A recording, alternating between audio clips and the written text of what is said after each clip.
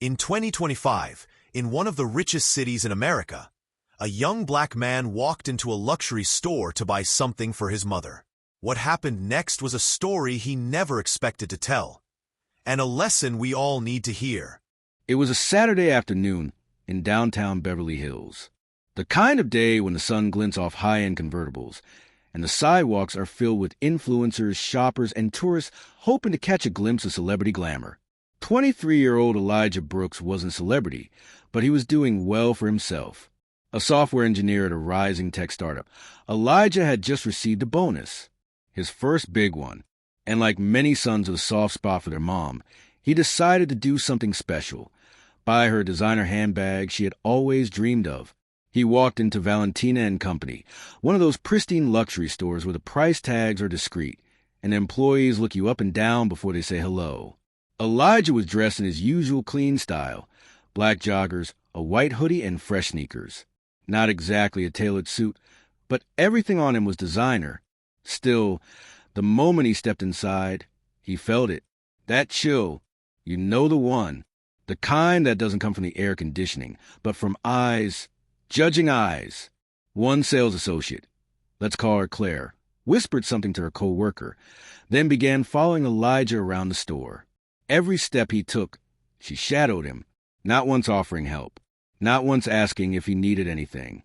When Elijah stopped to admire a handbag on display, a classic Italian design with gold accents, Claire finally approached. "Those are very expensive," she said, her voice edged with suspicion. Elijah smiled politely. "I know.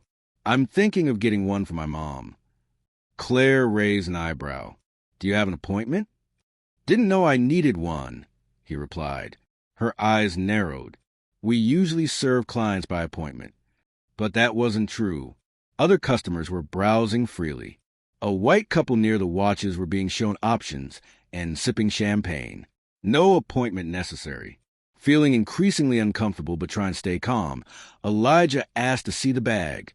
Claire hesitated, then said she'd be right back. Minutes later, 2 uniformed police officers entered the store. Elijah froze. They walked straight up to him and asked to speak with him outside. He complied, confused and humiliated. Out on the sidewalk, with pedestrians watching, they asked for ID. They said there had been a suspicious customer reported inside the store.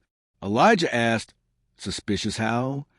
They didn't have an answer, or wouldn't say. He pulled out his wallet, handed over his ID, and calmly explained why he was there, that he was just trying to buy his mother a gift. One of the officers looked genuinely uncomfortable. The other just seemed annoyed to be called for something so petty. After 10 long minutes of awkward silence and radio calls, they handed back his ID and told him he was free to go. But Elijah didn't go.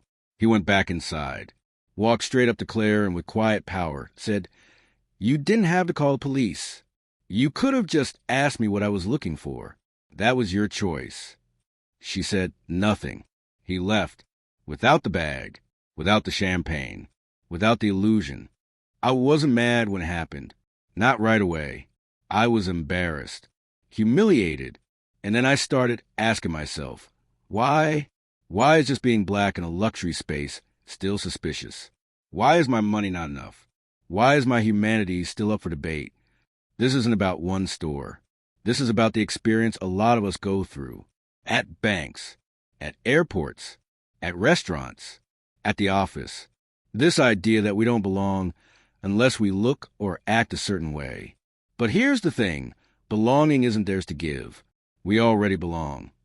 They called the cops on Elijah for shopping while black. But what they really did was remind us how far we still have to go, and how strong we are for walking in, head held high anyway. Backhand index pointing right, have you ever been profiled, misjudged, or made to feel like you didn't belong? Drop your story in the comments. Speech balloon, let's talk about it. Bell, like, subscribe, and share if you think stories like this need to be heard.